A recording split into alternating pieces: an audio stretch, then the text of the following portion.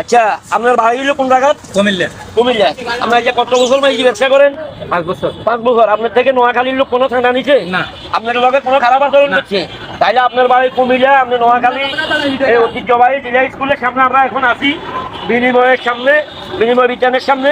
আপনি আল্লাহরা হাজির নাজির করে বলবেন আপনি কুমিল্লার লোক হিসাবে আপনার থেকে কোনো ঠান্ডা নিচ্ছে নোয়াখালীর বলা হয়? আপনারা কোনো ডিস্টার্ব করছে?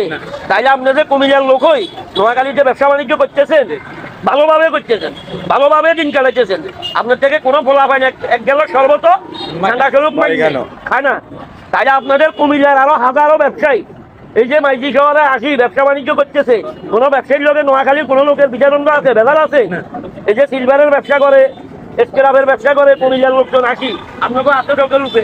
এই যে কলার ব্যবসা করে, আমরা কোনো কুমিল্লার কোনো ব্যবসায়ীর লোকের কোনো খারাপ আচরণ করি? হ্যাঁ, কোনো ডুমো করি না।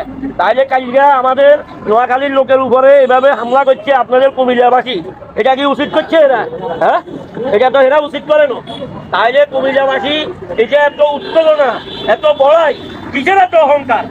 এরা সিলভারের ব্যবসা করে নোয়াখালী আসি, এরা স্ক্রাবের ব্যবসা করে, শরবতের ব্যবসা করেন আপনারা। আপনারা সবাই নোয়াখালীর লোকে মিলিমিশি চলেন, কিন্তু একটা বিবেক দেওয়া লই। এটা হইলো সরকারের প্রধান যিনি এর কর্তব্য। এটা এ যাকে ভালোবাসে তাকে বিবেক দিবে, কিন্তু এভাবে নোয়াখালীর লোকজনের উপরে অত্যাচার, নোয়াখালীর লোকজনের এভাবে অবিচার, এটা কেন করবে?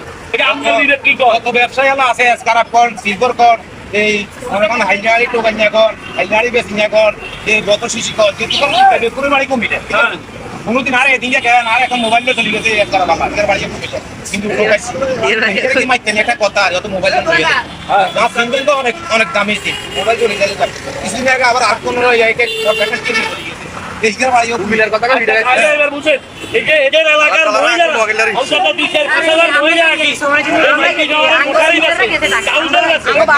ব্যবসা করে, ব্যাগ গেছে, ছোট পোলা বাইনের বই গেছে। আমরা এই মহিলাদের উপরে কোনো নির্যাতন করি?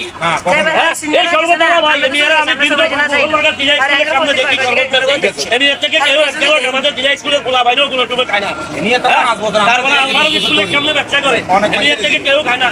তাইলে এটা আমি